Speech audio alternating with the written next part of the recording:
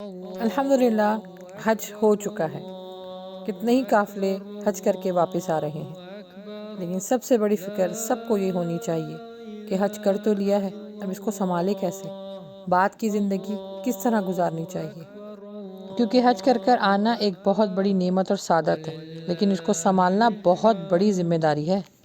بلکہ اس کو سنبھالنے کا مطلب یہ ہے کہ حج سے ملنے والی روحانی زندگی جو آپ نے پائی ہے وہ روزمرہ کی زندگی میں وہی چیز قائم رہے، کیونکہ لوگ جاتے ہوئے اور آتے ہوئے بس یہی سمجھتے ہیں کہ الحمدللہ ہمارا فریضہ تھا، فرض تھا، ادا کر لیا، اللہ نے اس عمر میں جو حج کروا دیا، بس اس میں شکر ادا کر کے بیٹھ جاتے ہیں، لیکن زندگی نہیں بدلتے، بلکہ یہ محسوس ہی نہیں کرتے یا جاننے کی کوشش ہی نہیں کرتے کہ کیا ہمارا حج قبول ہوا بھی ہے کہ نہیں، کیونکہ اس کی نشانیاں ہیں، علماء نے بتائی ہیں۔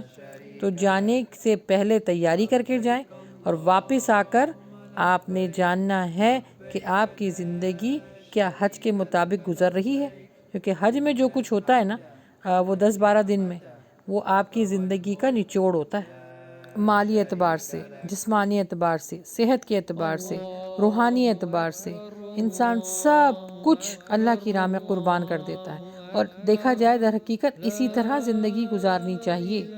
وہاں پر اپنے سامان کا ہوش نہیں ہوتا، اپنے کپڑوں کا ہوش نہیں ہوتا، بس ایک ہی چیز کا خیال ہوتا ہے کہ مجھے اپنے اللہ کو راضی کرنا ہے۔ دیکھیے زندگی میں جو یہ مواقع اللہ تعالیٰ نے دیے ہیں نا، یہ سکھانے کے لیے دیے ہیں، تربیت کرنے کے لیے دیے ہیں، کیونکہ ہم دیکھیں چاہے وہ رمضان ہو، حج کا سیزن ہو، محرم ہو، یہ مہینے مہینے ہمارے دنوں میں ہماری زندگی میں آتے ہیں، لیکن ہماری زندگی کو بدلنے کے لیے اللہ سبحانہ و تعالیٰ نے یہ مواقع اس وجہ سے رکھے ہیں تاکہ ہم زندگی اسی کے مطابق گزاریں۔ حج صرف چند دنوں کا سفر نہیں ہے، پوری زندگی بدلنے کا موقع ہے۔ حج کے بعد اسے سنبھالنا مطلب اس کی برکات، اس کی عادتیں، اس کی روحانیت کو اپنی زندگی میں زندہ رکھنا ہے۔ بلکہ میں تو یہ کہتی ہوں حج کے بعد اس کی حفاظت ایسی کرنی چاہیے جیسے جو مالی ہے وہ اپنے باغ کی حفاظت کرتا ہے، کتنی حفاظت کرتا ہے پھلوں کی، پھولوں کی، ان کو پانی دینا، ان کو دھوپ دینا، ان کو گرم سرد سے بچانا، ان کو اچھے برے سے بچانا، بالکل ایسے ہی آپ کو اپنے حج کو سنبھالنا ہے۔ یعنی توبہ کی ہے تو توبہ پہ قائم رہیں، دوبارہ گناہ کی طرف نہ جائیں، قرآن سے جڑیے، حرام حلال کی تمیز رکھیں، تکبر سے بچیں، نیکی جاری رکھیں، اور دوبارہ حاضری کرنے کی جو ہے وہ لگن رکھیں، نیت رکھیں۔ 7 طریقے میں آپ کو بتا دیتی ہوں جس کی نشانیوں سے پتہ چل جائے گا کہ انشاءاللہ آپ اپنے حج کو بچا بھی رہی ہیں اور اپنی زندگی حج کے مطابق گزار بھی رہی ہیں۔ توبہ پر قائم رہنا حج مبرور کی نشانی ہے۔ نبی صلی اللہ علیہ وآلہ وسلم نے فرمایا حج مبرور کی جزا جنت کے سوا اور کچھ نہیں ہے، اور علماء فرماتے ہیں کہ حج مبرور کی علامت یہ کہ انسان پہلے سے بہتر ہو جائے، اور ہر انسان کو پتہ ہوتا ہے، اپنا محاسبہ کرنا ہم سب کو خوب آتا ہے۔ پھر یہی کہ نماز اور قرآن سے تعلق کو مضبوط کر لیجیے۔ حج میں آپ 5 وقت کی نماز مسجد الحرام میں پڑھتے ہیں، مسجد نبوی میں پڑھتے ہیں، اس کے عادی بن جاتے ہیں، تو واپس آ کر بھی آپ نے اپنی نمازیں قضا نہیں کرنی ہے، قرآن سے تعلق جوڑ لیجئے، روزانہ قرآن ضرور پڑھیں۔ پھر نمبر 3 ہے اخلاق والا حج۔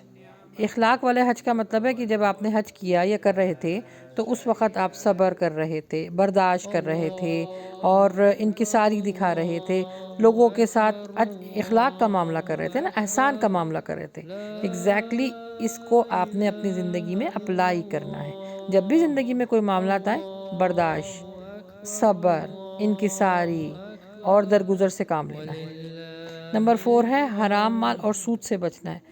لبیک کہا تھا نا آپ نے، کتنی اونچی اونچی آوازوں میں آپ لوگوں نے لبیک کی صدائیں بلند کی تھی کہ اللہ سبحانہ تعالیٰ لبیک کا مطلب ہے کہ میں حاضر ہوں، میں نے اپنے پیچھے ساری چیزوں کو چھوڑ دیا، گناہ کو چھوڑ دیا، اپنے رشتہ داروں کو، اپنے ماں باپ، بہن بھائی، اپنے نفس سب کو چھوڑ دیا، لبیک اللہم لبیک کی صدا لگائی تھی۔ تو اسی طرح آپ نے زندگی میں بھی یہی معاملہ رکھنا ہے کہ اللہ میں تیرے خاطر ہر ناجائز چیز کو چھوڑ رہا ہوں۔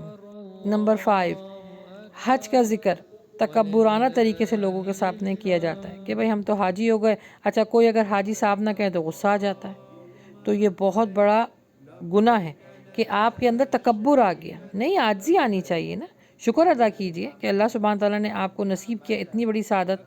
اور یہ جو لوگ اپنے نام کے ساتھ حاجی لگا لیتے ہیں، یہ بھی لگانا کوئی ضروری نہیں ہے، بلکہ نہیں لگانا چاہیے۔ کیا نبی صلی اللہ علیہ وسلم نے لگایا تھا؟ اس سے تکبر آتا ہے. کیوں؟ کیونکہ گھڑی گھڑی آپ کو حاجی صاحب کہہ کے جو ہے لوگ آپ کو سر پہ بٹھا لیتے ہیں. اچھا حاجی صاحب کہنا تو بڑا اچھا لگتا ہے. حاجی صاحب کی جو ذمہ داریاں ہیں وہ سب بھول جاتے ہیں، صرف نام یاد رہتا ہے. حاجی صاحب لگا ہے تو بس آپ کو مزہ آ رہا ہے اپنے نام سننے کا، لیکن حاجی صاحب کی ذمہ داریاں بھی تو ہیں، ان کو پورا کریں. پھر نمبر 6 ہے کہ اپنے حج کو کیسے سنبھالیں. آپ نے اپنی نیکیوں کا جو عمل ہے اس کو جاری رکھنا ہے. جیسے عرفات میں کھڑو کے دعا مانگی تھی نا کہ اللہ ہم وعدہ کرتے ہیں کہ اللہ سبحانہ تعالیٰ ہم نیکی کا عمل جاری رکھیں گے، تو بس اسی کو آپ نے کنٹینیو کرنا ہے. حج کی یاد کو زندہ رکھیں، یعنی روزانہ تلاوت کریں. حج میں جو لبیک کہا گیا تھا، اور اب قرآن کے ذریعے آپ اللہ کو پکاریں، لبیک کہیں، درود پاک پڑھیں. مدینہ منورہ میں جا کے درود پاک پڑھا تھا نا، درود پاک پڑھنے کی کثرت رکھیں اپنی زندگی میں. لوگوں کو نیکی کی دعوت دیں، گناہ چھوڑیں.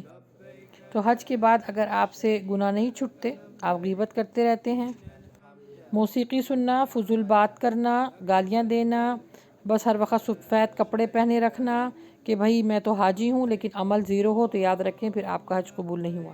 لیکن اگر آپ کی زندگی میں تبدیلی آئی ہے، اخلاق آیا ہے، عاجزی آئی ہے، حلال حرام کی تمیز آئی ہے، تو انشاءاللہ آپ کا حج قبول ہوا ہے.